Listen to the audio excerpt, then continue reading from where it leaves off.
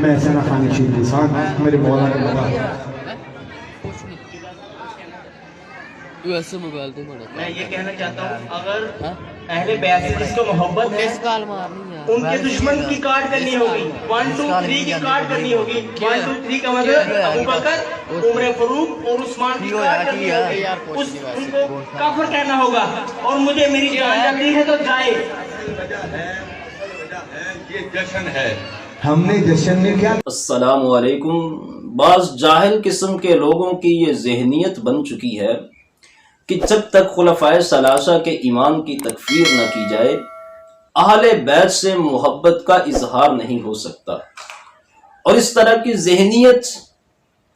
ایسے نمونوں کی وجہ سے بنی ہے۔ میں کتنے سالوں سے جماعت عمر علماء کو بلا رہا ہوں کہ آ جاؤ تم ابو بکر عمر کا اسلام ثابت کرو، میں اپنا نام، میرا نام حسن اللہ یاری ہے، میں چینج کر دوں گا، اس کا نام کا نام رکھ دوں گا غلام یزید، غلام عمر، غلام عائشہ، تم جو چاہو میرا نام چینج کرو۔ اور تکفیریت کتنا سنگین مسئلہ ہے۔ اللہ کے نبی صلی اللہ علیہ وسلم کا فرمان ہے کہ جب بندہ کسی کو کافر کہتا ہے، اگر سامنے والا کافر نہیں ہے تو بندہ خود کافر ہو جاتا ہے۔ یہ سیدنا ابو بکر صدیق رضی اللہ عنہ کے ایمان کی تکفیر کرے، خلفائے ثلاثہ کے ایمان کی تکفیر کرے، ان کا ایمان بھی سلامت، ان کا دین بھی سلامت، ان کا مذہب بھی سلامت۔ ابو بکر رضی اللہ عنہ کے ایمان کی تکفیر کرنے والوں، کیا تم نے کبھی اپنے علماء، اپنی کتب میں سے سیدنا ابو بکر صدیق رضی اللہ عنہ کا مقام بھی دیکھا ہے؟ تمہاری کتاب لکھنے والا شیعہ عالم دین شیخ طوسی تلخیص الشافی جلد نمبر 2 صفحہ نمبر 372 پر لکھتا ہے کہ جب ابن ملجم ملعون نے سیدنا علی رضی اللہ عنہ کو نیزہ مارا، سیدنا علی رضی اللہ عنہ سے پوچھا گیا آپ کے بعد خلیفہ کون ہوگا وصیت کرنے، تو سیدنا علی رضی اللہ تعالی عنہ نے فرمایا میں وصیت کیسے کروں جب اللہ کے نبی صلی اللہ علیہ وسلم نے وصیت نہیں کی۔ لیکن اللہ کے نبی صلی اللہ علیہ وسلم نے فرمایا کہ اللہ تعالی لوگوں کی بہتری چاہے گا تو میرے بعد سب سے بہتر شخص پر لوگوں کو متفق کر دے گا، اور یہ دنیا جانتی ہے کہ لوگ کس آدمی پر اللہ کے نبی صلی اللہ علیہ وسلم کے بعد متفق ہوئے تھے۔ اور تم یہ کہہ سکتے ہو کہ سیدنا ابو بکر صدیق رضی اللہ عنہ کی خلافت کو ہم اتفاق پر مبنی نہیں مانتے، لیکن تمہارے ماننے یا نہ ماننے سے کیا ہو سکتا ہے؟ سیدنا علی رضی اللہ تعالی عنہ سے بھی پوچھا تم نے، اپنے علماء، اپنے کتب میں سے دیکھو ان کا موقف کیا ہے۔ لکھنے والا شیعہ عالم دین، شیعہ مذہب کے بانیوں میں سے سید مرتضی، وہ لکھتا ہے کتاب الشافی میں صفحہ نمبر 171 پر کہ سیدنا علی رضی اللہ تعالی عنہ نے فرمایا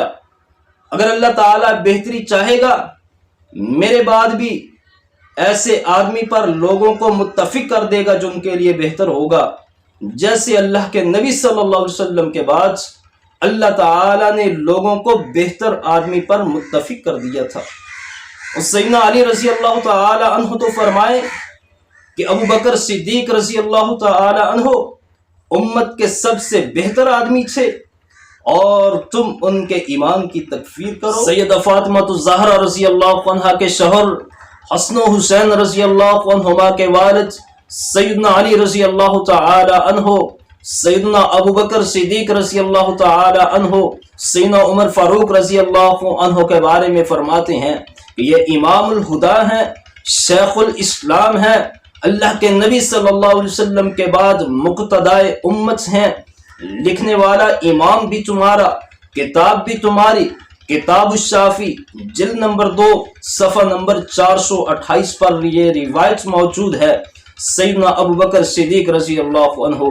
سیدنا عمر فاروق رضی اللہ عنہ کے بارے میں سیدنا علی رضی اللہ تعالی عنہ نے فرمایا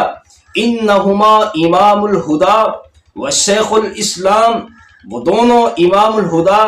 شیخ الاسلام ہیں، اللہ کے نبی صلی اللہ علیہ وسلم کے بعد مقتدائے امت ہیں۔ اور مزید فرمایا کہ جو ان کے راستے پر چلا وہ محفوظ رہا، جو ان کے راستے پر چلا وہ صراط مستقیم پر چلا۔ اور حسن اللہ یاری جیسے نمونوں کو میں یہ بتانا چاہتا ہوں،